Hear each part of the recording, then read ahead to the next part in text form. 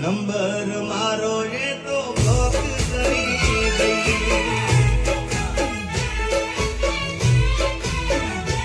આ તો વખતની વેળા નડી ગઈ, સંબંધમાં તિરાડ પડી